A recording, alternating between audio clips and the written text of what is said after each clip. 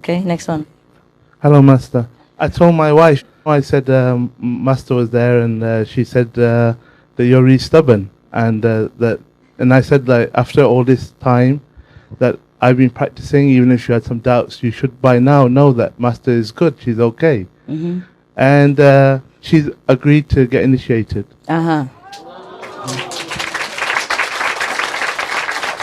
Congratulations. And I also got some more good news for you. My son, he got half the child initiation, and he didn't practice. And he was a teenager, very rebellious, smoking and drinking and lying and stealing and drugs, everything. Oh God, drug, no. You have to watch it. You have to say no. No, I did. I Okay. I was fighting with him a lot, and Okay, and then what created happened a lot now? of trouble.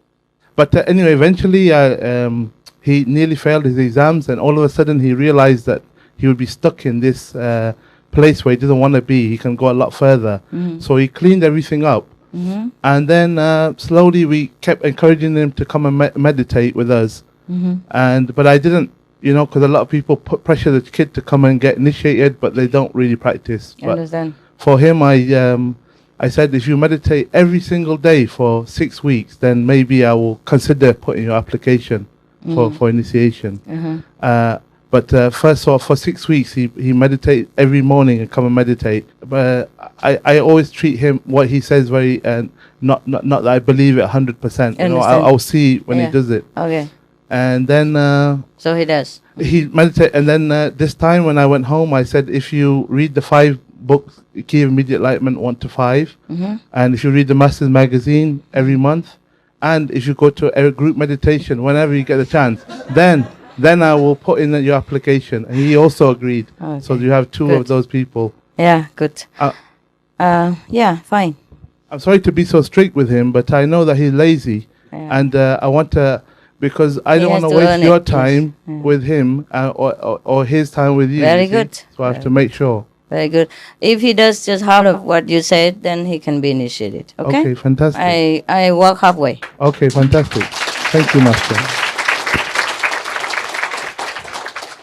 But he's a good boy. He's very happy I now. understand. And when I went home, he looked very blessed and very happy. Yeah. Actually, he's a very good boy with a good heart, but he's trying to learn to be bad. No, it's not that. It's not that. It's just a peer pressure. You understand? No, I do understand very well. I tell all of you parents, because your words really does matter. Many parents, they don't say anything, or they say very little, so the child doesn't think that it's really that important to stay away from drugs. You really have to say no. You have to tell him what the damage will be done. You have to repeat again and again. In a nice, presentable, logical way. You have to say no. Okay? Just don't say let it be whatever, natural. It's not like that. Because when the kids go out there, they have hundreds or thousands of bad influences waiting for them in every corner, and they're vulnerable. They're kids. You have to say no. You have to walk with him all the steps, all the way. Every day, talk together like friends, okay? And don't scold him for every little mistake or the things that he does, but encourage him and tell him this is no good.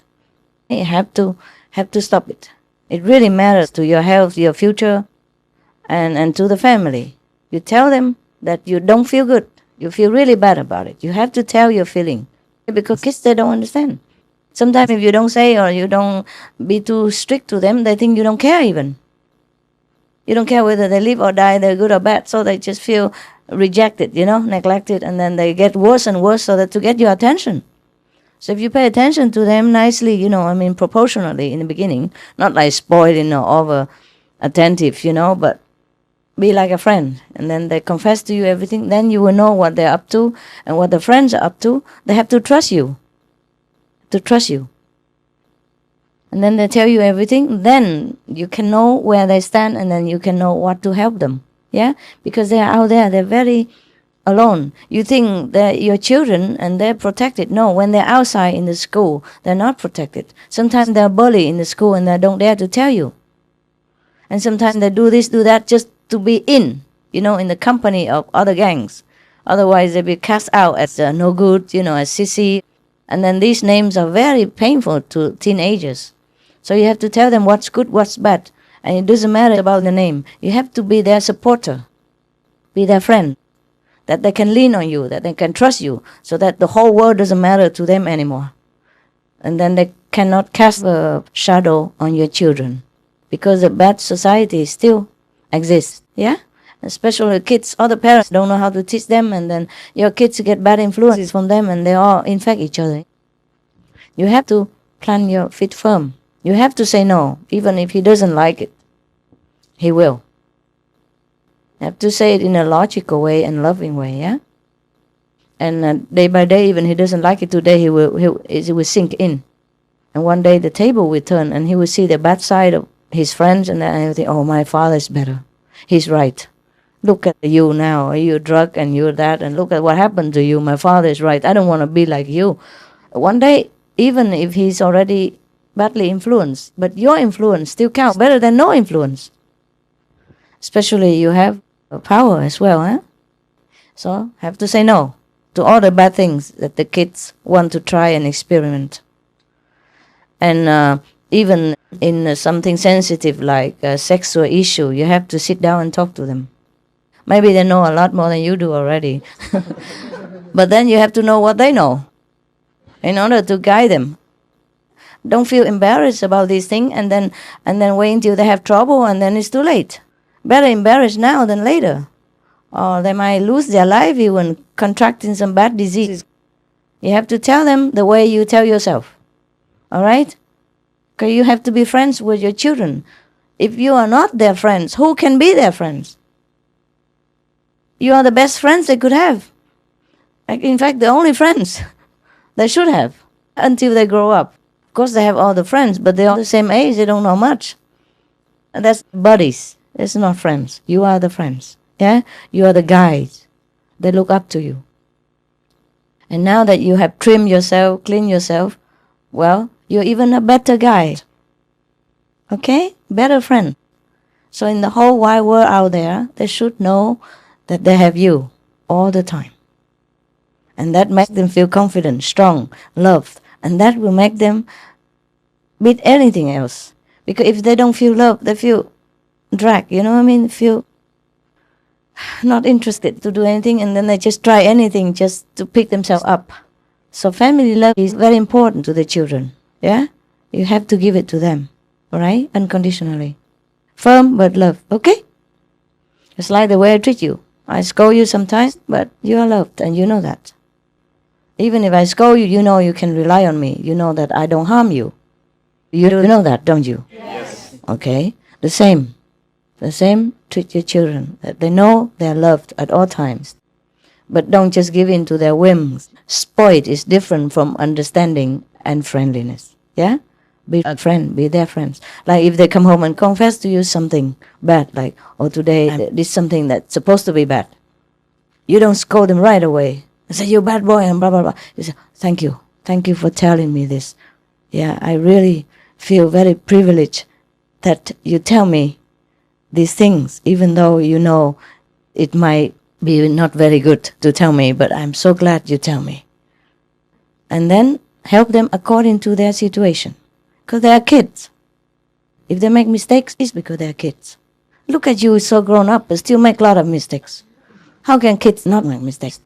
So, by the way, guide them, love them, and anytime they confess to you something bad, you don't scold them.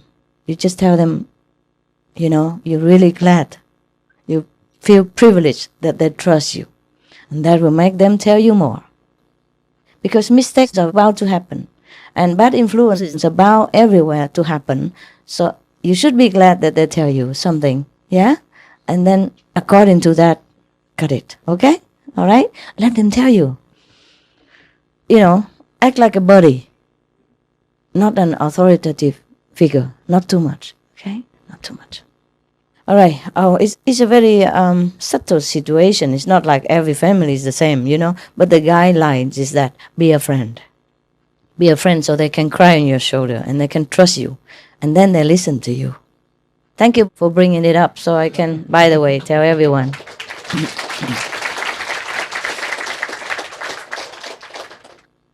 There's lots of programs on TV now that show you how to deal with teenagers and children. Yes. And when I grew up, we didn't have these Guidelines.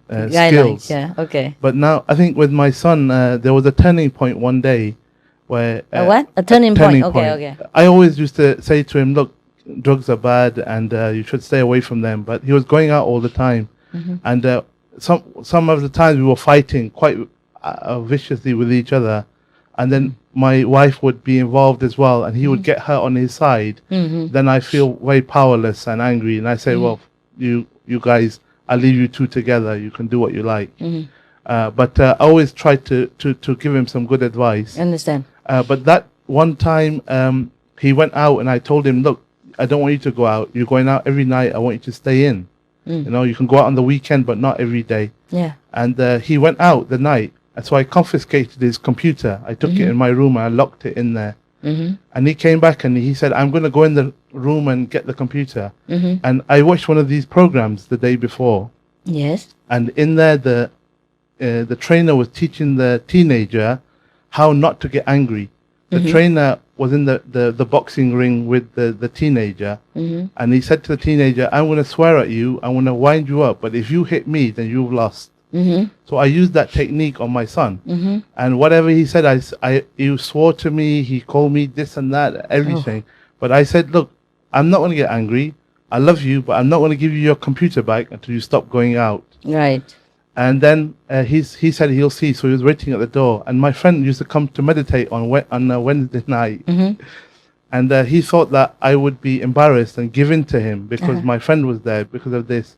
Yeah. When my friend came and I involved my friend, I said, look, I'm having an argument with my son here. He's going out all the time, so I've confiscated his computer. So if you don't mind, we will meditate in the other room today. And because of that time, because he put so much energy when he was swearing to me and everything, I said, look, I've heard all that before, so I'm stupid, I'm so-and-so, I'm so-and-so. But I love you, but I'm not going to give you your computer back. Right, he doesn't deserve it. Yeah. And then actually, the morning I took the computer to work and left it there for about 2 weeks. And that evening, because I didn't fight with him, he couldn't involve his mother. She was on my side. Understand. And we were both trying to help him. And really lovingly, I told him, I will just keep repeating that I love you to him. He said, I hate you. I said, but I love you. I do that. And actually, he lost a lot of power that day. I said, look, I've been with the Supreme Master for 10 years. Don't you think I learned a few tricks? Good. So what did he say? Actually, after this time, our relationship improved a lot. Yeah. I gave the computer back to him, but only after, a lot of testing. Understand. And then I helped him with his study. Because the subjects he's studying, I also graduated in those subjects. Cool. So we made a good relationship like that. Very good. And slowly building. Yeah. And every day I'm seeing he's improving. Yeah, they are in a hard time of their life. Teenage, the hormonal race, that's terrible. Because they have a lot of bad influence around them, like you said, like other boys, they with the drugs and everything, and the showing off. I know. And I can see that he's with people who are very low level. He's forcing them to be his friend. They don't even want him, but he's forcing himself there just to fit in. I know. They do that all the time in the school. Yeah, peer pressure. Yeah, just you have to be cool. That's it. Not just to wear the same, but have to act the same. Yeah. And if they drink, you have to drink. Otherwise, you don't get in.